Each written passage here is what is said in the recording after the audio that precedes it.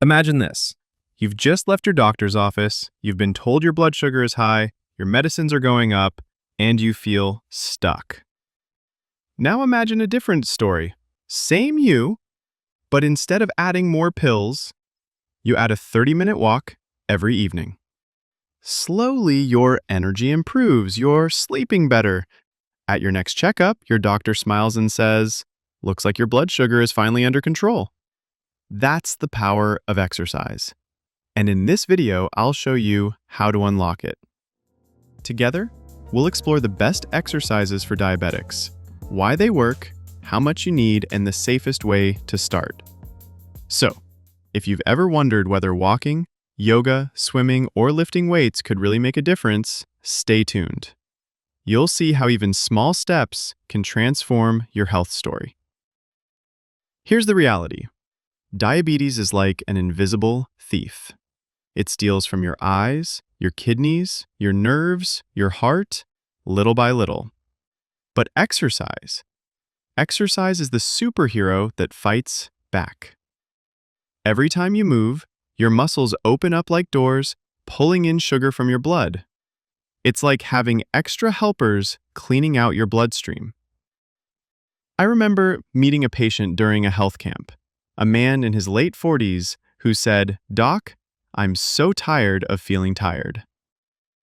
He was on 3 medications already. We told him just start walking 20 minutes after dinner. 3 months later, he came back glowing. His HbA1c had dropped, his belly had shrunk, and he said, "For the first time in years, I feel in control." That's why the WHO, ADA, and IDF all say exercise is essential. Not optional, essential. Now, here's something people ask me all the time. If I'm doing housework all day, isn't that exercise? Well, yes. And no. Let's break it down. Physical activity is any movement, like gardening, walking the dog, climbing stairs.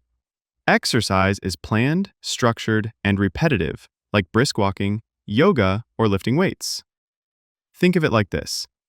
Physical activity is like snacking. It gives you energy here and there. Exercise is like a proper meal. It gives you complete nutrition. And for diabetes, you need both. Let me paint you a picture of what happens when you exercise. Imagine your muscle cells as houses with locked doors. Glucose, your blood sugar, is like a delivery truck waiting outside. Normally, insulin is the key that opens the doors. But when you exercise, those doors swing open on their own. No key required. Meanwhile, your liver, which sometimes dumps extra sugar into your blood, gets the message, "Hey, relax, we don't need so much sugar right now." Your heart gets stronger, your stress hormones calm down, and afterward, you feel that sweet, satisfied tiredness. Not exhaustion, but the kind where you know your body is thanking you. So, what kinds of exercise do you actually need? Think of it like a 4-course meal. Aerobic exercise, the main dish. Brisk walking, cycling, swimming, dancing. These keep your heart and sugar under control. Resistance training, the protein. Push-ups, squats, lifting weights, resistance bands. Builds muscle, and more muscle means more sugar burning. Flexibility training, the side dish. Yoga, stretching. Keeps your joints healthy so you can keep exercising. Balance training, the dessert. Tai Chi, simple balance poses, especially for older adults to prevent falls. A full plate makes for a full, healthy life. Here's a common mistake. People either do too little or they push themselves too much. The sweet spot, 150 minutes of aerobic exercise a week. That's 30 minutes a day, 5 days a week. Resistance training, 2 to 3 times a week. TUM 2 flexibility and balance exercises, 2 to 3 times a week. And here's a tip. Don't go more than 2 days in a row without moving. Your body is like a smartphone. It needs regular charging, not just once a week. Now, before we jump in, let's talk about safety, because exercise is powerful but only if done the right way. Think of your body like a car. If you haven't driven it for years, you don't just slam the accelerator. You check the brakes, the tires, the fuel. Exercise works the same way. So here's what to check first. Heart health. If you've got long-standing diabetes, a heart check is essential before you start intense workouts. Eyes. If you have diabetic retinopathy, avoid heavy lifting or exercises that increase pressure in the eyes. Feet. Neuropathy means you might not feel small injuries. Always wear proper shoes and inspect your feet daily. Kidneys. If you've got nephropathy, avoid exercises that spike blood pressure too much. Blood sugar. Always monitor before and after workouts, especially if you're on insulin. And finally, go slow. Build up gradually. Remember, the race is not to the fastest, but to the most consistent. Timing is everything. Ever heard of the phrase, strike while the iron is hot? Well, for diabetics, it's walk while the glucose is high. Before meals. Exercise here can make your body use the upcoming food better. After meals, just a 10 to 15-minute walk can cut down sugar spikes dramatically. Evening exercise. Perfect to stabilize sugar levels through the night. One man once told me, "Doctor, I simply walk around my block after dinner. That tiny habit alone changed my fasting sugar readings." Small changes, big results. All right, let's make this super practical. What can you start today? Walking, the simplest and most underrated. Start with 10 minutes, build to 30.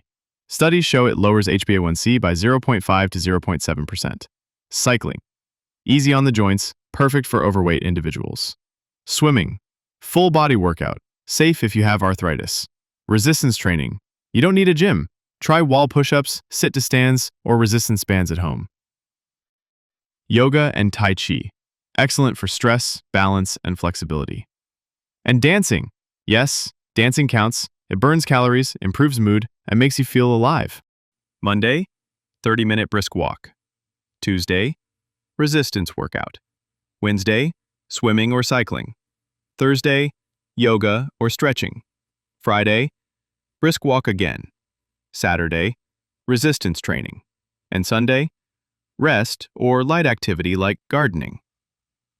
It doesn't have to be perfect, it just has to be consistent. Think of this as your weekly recipe for better health. Quick recap. Exercise is medicine for diabetes. Mix aerobic, resistance, flexibility, and balance workouts. Aim for 150 minutes of aerobic plus 2 to 3 resistance sessions weekly. Stay safe. Check heart, eyes, feet, and sugar. And the golden rule? Never go more than 2 days without moving. So there you have it. From walking to swimming, resistance training to yoga, exercise is not just about moving your body. It's about reclaiming control over your health, step by step, breath by breath. Remember, even 10 minutes can make a difference, and consistency is the real magic. But here's something really important. Exercise is powerful, yes, but knowing the warning signs your body gives you is even more powerful. That's why in our next video we'll talk about symptoms you should never ignore in diabetes. These are the red flags that can save you from complications if caught early. And trust me, you don't want to miss this one. So if you found today's video helpful, don't forget to like, share, and subscribe. And hit the bell icon so you're the first to know when that video drops. Until then, keep moving, keep smiling, and keep taking charge of your health.